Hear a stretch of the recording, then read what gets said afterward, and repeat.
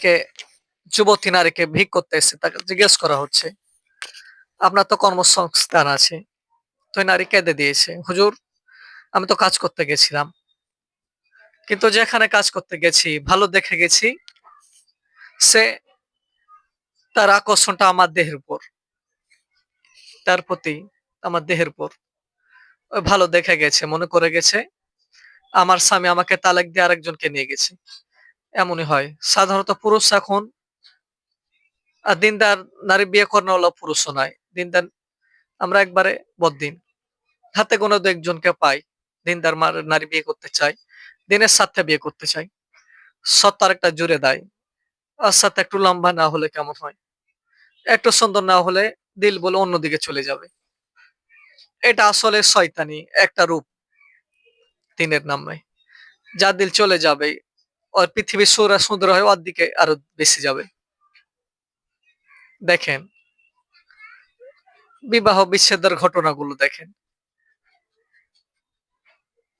এবং দেখেন একজন আরেকজনের পর যাকে মারছে ও কিন্তু কালো না সুন্দরী।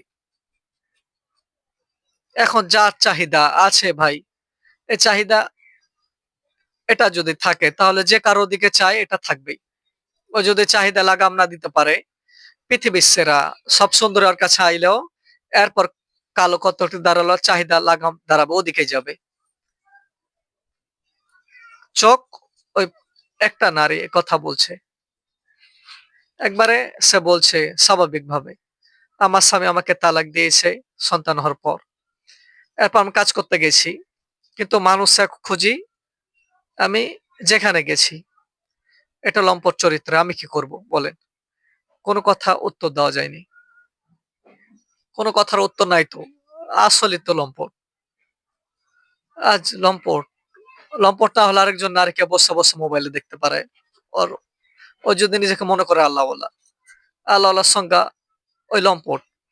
ওই নারীকে দেখে পোষায় না। প্রত্যেকদিন লাখ নারী ওই দেখে। মোবাইলে দেখে, বাহিরে দেখে, মার্কেটে দেখে। এখন যদি এখন লম্পটের সংখ্যা অনেক বেশি। লক্ষ লম্পট।